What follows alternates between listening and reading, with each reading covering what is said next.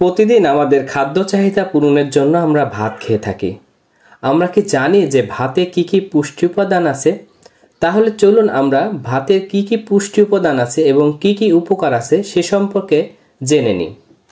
ভাত একটি খাদ্যশস্য। বিশ্বের অনেক দেশের প্রধান খাদ্য এই ভাত। ভাতে প্রচুর পরিমাণ কার্বোহাইড্রেট রয়েছে। এছাড়াও এতে বিভিন্ন ভিটামিন ও খনিজ পদার্থ থাকে।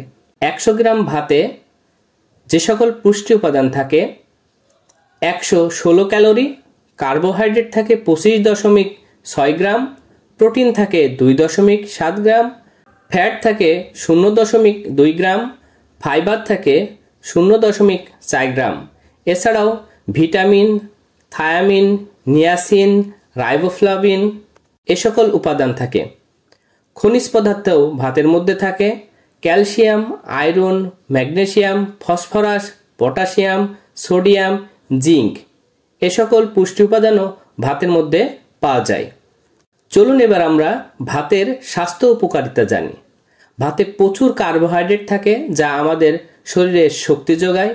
ভাত খুব সহজে হজম হয়, তাই অসুস্থ ব্যক্তিদের জন্য এটি একটি আদর্শ খাবার।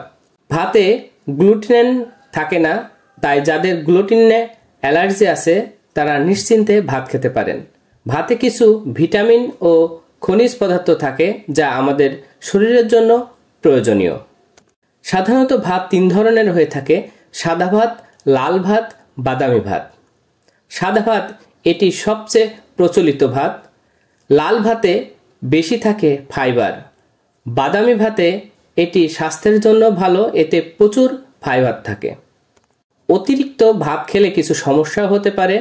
যারা অতিরিক্ত কার্বোহাইড্রেট জাতীয় খাবার যেমন ভাত খায় তাদের ওজন বেড়ে যেতে পারে।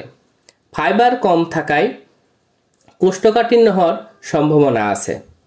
আপনি প্রয়োজন অনুযায়ী ভাত খেতে পারেন, তবে বেশি পরিমাণ ভাত খাওয়া স্বাস্থ্যের জন্য ক্ষতিকর হতে পারে। তবে পুষ্টিবিদদের মতে ভাতে এমন বেশ কয়েকটি পুষ্টি উপাদান রয়েছে যা আমাদের স্বাস্থ্যের পক্ষে অত্যন্ত প্রয়োজনীয়। তাহলে আজকের ভিডিও এই পর্যন্তই। এরকম নতুন নতুন ভিডিও পেতে পেজটি ফলো দিয়ে থাকুন।